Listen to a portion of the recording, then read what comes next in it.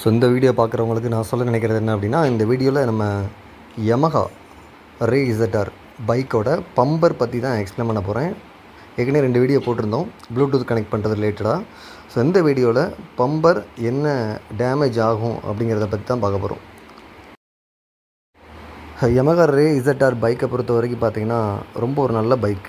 ஆனால் பம்பர் ரொம்ப ஒஸ்ட்டு. ஸ்டார்டிங்கிலேருந்து அவங்க போட்ட மாடல் மட்டும் இப்போ வரைக்கும் எனக்கு தெரிஞ்சு 3 மாடல் போட்டாங்க.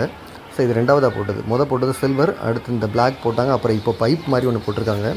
உங்களுக்கும் டேமேஜ் ஆயிருந்தால் நீங்கள் கமெண்டில் போடுங்க. இது பார்த்திங்கன்னா மாட்டியிருந்த இடம் ஃப்ரண்ட் பம்பர், அதை நான் மொத்தமாகவே கழட்டிட்டேன். அந்த பம்பர் என்னென்ன டேமேஜ் ஆக்குச்சு அப்படிங்கிறத இந்த வீடியோவில் பார்க்கலாங்க. பாருங்கள், அந்த போல்ட்டு போடுற இடம் எல்லாமே உடஞ்சிருச்சு. ஏன்னா பம்பரோட வைப்ரேஷன்.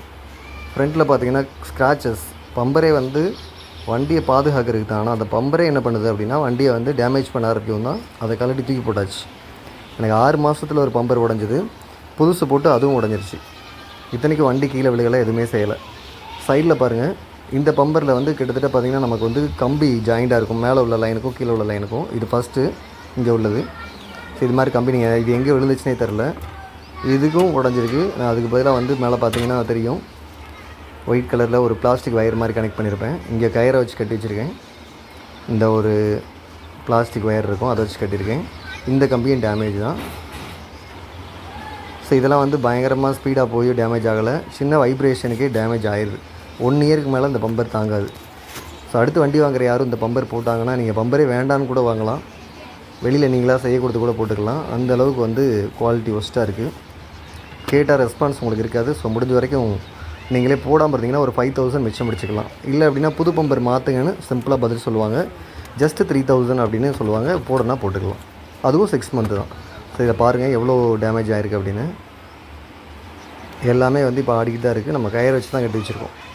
ஸோ பார்க்குறதுக்கு தான் ஒரு 1 lakh மேலே உள்ள வண்டி. ஆனால் எவ்வளோ. ஸோ இந்த வீடியோ பார்த்துக்கிட்டு இருக்க யாராவது இதே வண்டி வச்சுருந்தீங்க அப்படின்னா உங்களுக்கு பம்பர் உடஞ்சிருச்சா இல்லை உடையாமல் இருக்கா அப்படிங்கிறத நீங்கள் கமெண்ட்டில் சொல்லலாம். பட் 1 இயருக்கு மேலே ஆயிருக்கணும். ஏன்னா வண்டி புதுசாக வாங்கும்போது யாருக்கு உடஞ்சிருக்காது. ஸோ உங்களோட கமெண்ட்டை கண்டிப்பாக தெரிவிங்க. ஸோ இதை பார்த்தாவது பம்பர் குவாலிட்டியாக போடுவாங்க அப்படின்னு எக்ஸ்பெக்ட் பண்ணுறேன்.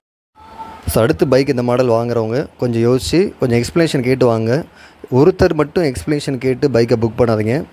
கொஞ்சம் 2-3 பேர்கிட்ட கேந்து கேளுங்க. ஏன்னா ஒருத்தர் சொல்லும்போது எக்ஸ்ப்ளனேஷன் தப்பாக தான் சொல்கிறாங்க கடையில். ஸோ அதையுமே அந்த ஷாப்பில் 2-3 பேர்கிட்ட எக்ஸ்பிளைன் பண்ண சொல்லி கேட்டுட்டு அதுக்கப்புறம் நீங்கள் அமௌண்ட் பே பண்ணி வாங்கினீங்கன்னா ரொம்ப நல்லது. ஏன்னா ஃபுல் டீட்டெயில் தெரியாதவங்களையும் வேலைக்கு வச்சுருக்காங்க. ஸோ கொஞ்சம் கவனமாக வாங்க. நீங்களும் நிறைய விஷயங்கள் தெரிஞ்சுக்கிட்டு போய் ஒரு பைக்கை வாங்கணும் அப்படிங்கிறது தான் இந்த வீடியோவில் நான் சொல்ல வேண்டிய விஷயம். Thank you friends.